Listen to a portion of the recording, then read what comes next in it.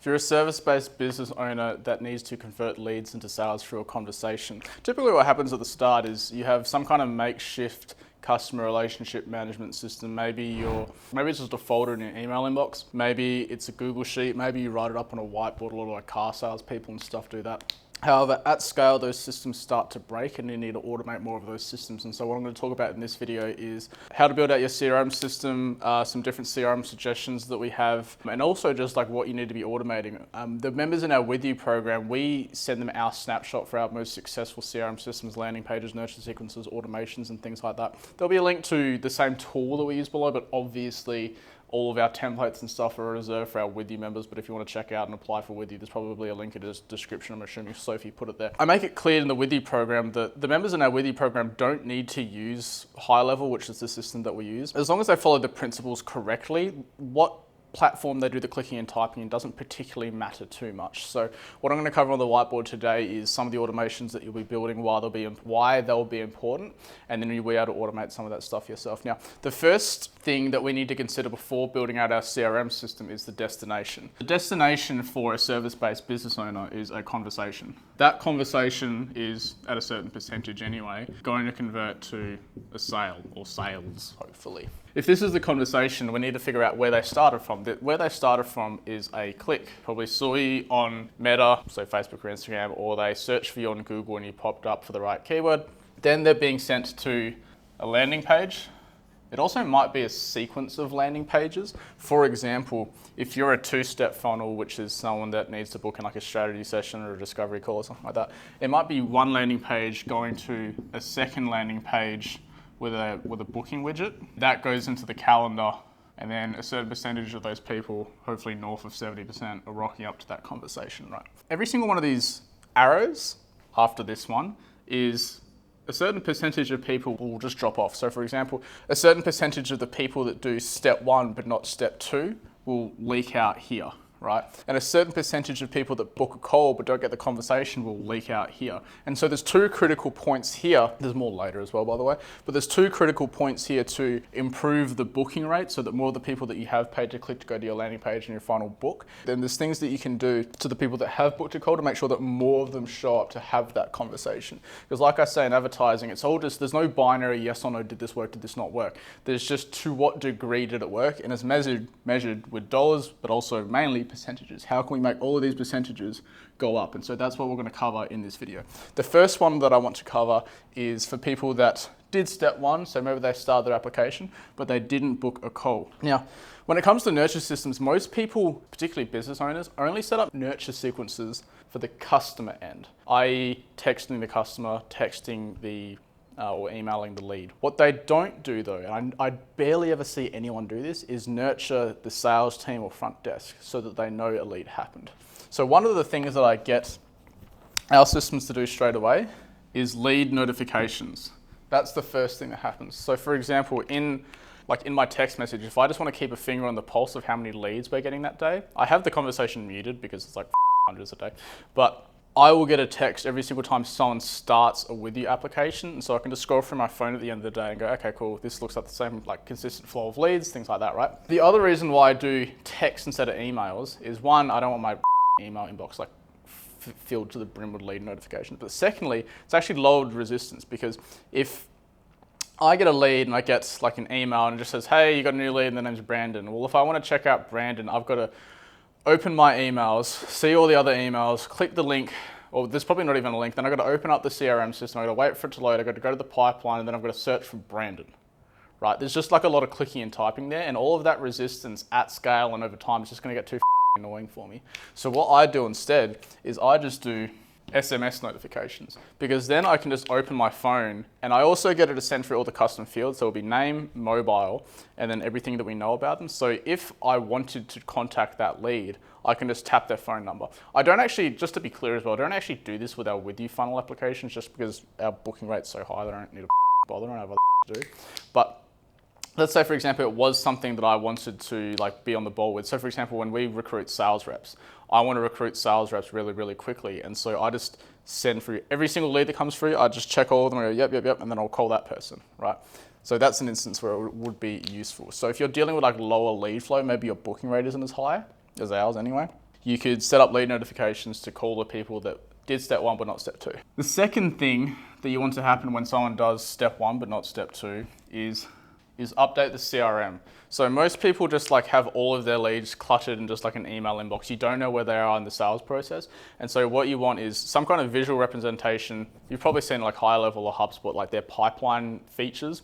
You want to say, yep, this person's a new lead, this person booked a call, this person no-show, this person's in follow-up, this person's in service resolve, this person lost, right? So the second thing we want to do is update the CRM system, because that's really, especially for your sales team as well, is going to be like their holy Bible, because they're going to log into that in the morning and see every single opportunity and know exactly where they are, so they're not having new lead conversations with old lead people, right? The third thing that you want to do is SMS the lead. And you want to SMS the lead and say, hey, saw that you started your application. You don't want to use any language that closes the loop in their head. You want to say something like you don't want to say like, well done on completing your application. Because then it sounds like when they first read it that they're done, but there's another step. And so I'll use language that keeps the loop open in their head. It says, hey, well done on starting your application. Don't forget to book your discovery call, your strategy session, whatever the call it, right? And then you'll link straight back to the booking page. Because there's going to be some people that don't book just because they couldn't find a time or something popped up. And then maybe they'll close the tab and be like, oh, that's gone forever now. But if it's in their text messages, they can just go, oh yes, well, I'll do that later tonight. You do the same thing with emails. And then there's some other more advanced stuff you do as well, like you'd add in the custom audiences, but all of our With You members get that. You're watching this for free on YouTube, you don't get the cool shit. So that's an example of stuff that you would do for people that started their application but didn't book a discovery call. Now, when it comes to the book call, there's obviously a percentage of people that show or don't show, which is called the no-show rate, to the actual discovery call, the strategy call, whatever it is that you call it in your thing, just don't call it like a f***ing consultation or an audit.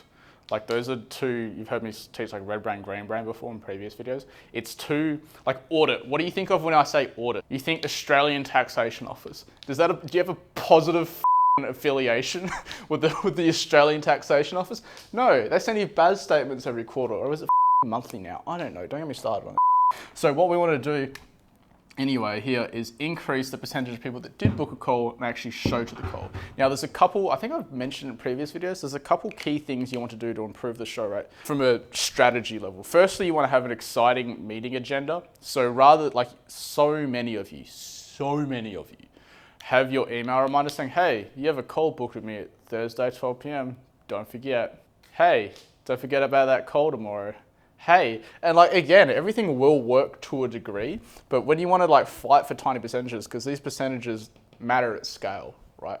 Might not matter so much when you're spending like $30 a day, but if you're spending like, how much did we spend last week? With everything, like $25,000 in a 7-day period. Like those tiny like 1% improvements help at scale, right? So people that booked a call, making them rock up to the conversation. The first thing, obviously, SMS reminders. Now, there's a lot of different, I think Calendly has automated SMS reminders. However, usually what happens, I'm going to talk for a moment on different CRM systems and different tools. The reason we suggest High Level to all of our With You members is because a lot of members come in and like their landing page is built on ClickFunnels, their booking system is through Calendly, and they embed that in the ClickFunnels page. Their CRM system is like a Google Sheet. They do the email automations through MailChimp, and then they're just Zapier integrating all this shit between, and there's just like so many opportunities for shit to break. Whereas in High Level, like everything's native. And so if you want to check out High Level, we'll chuck a link in the description. To be clear as well, it's an affiliate link. No shit. So I get like 40% of, I don't know why I'm looking at you, Adam, but don't worry, your $30 a month isn't what's keeping the lights on. It's just because it's a useful tool. It's, to be clear as well, you're not going to get the cool link that the With You members get where I did like 90% of the work for them and they just fill in the blanks and copy my homework. You start from a blank slate, unless you click the link in the description, apply for With You.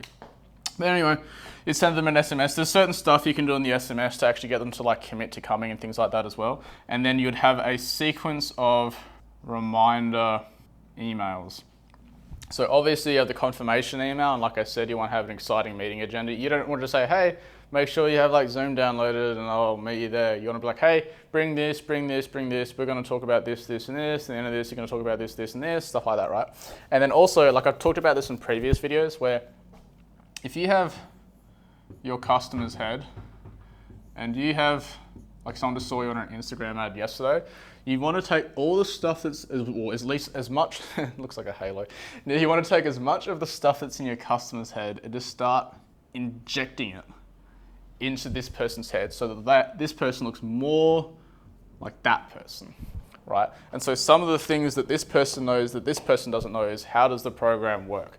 Does it work for people in my industry? How long does it take to get results? All these frequently asked questions. So all the stuff that this person probably asked before they become a customer, you just want to preempt and just send that in your reminder emails. So for example, you might have one of your emails might be like a montage of testimonials, right? That would be a fantastic one.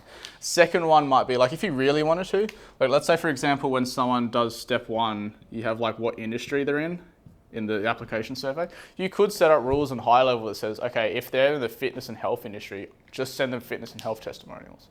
Or if they're in the medical industry, just send them medical testimonials, right? So that the information they get is contextualized to who's seeing it. For example, if I own a gym, I don't care about seeing a property investment client's results. Completely different industries. I just, like, it helps, like, don't get me wrong, like it certainly helps, but again, like increasing this percentage here, you will get a better percentage increase if it's contextualized to me. So for example, if I'm running a, like let's take this to like the nth extreme, right? Let's say for example, I'm running a gym in Perth.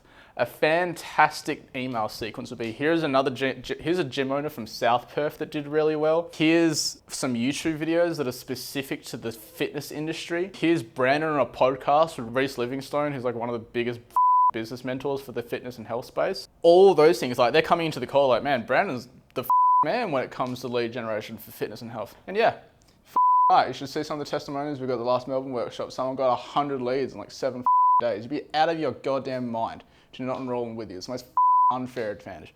Anyway, the third thing you'd want to do, again, is update the CRM system. So if they're in the new lead stage, now we want to move them to the booked call stage, right? This one, a lot of you forget this. So let's say, for example, when someone does step one but not step two, you'll send them into a sequence trying to get them to do step two, right?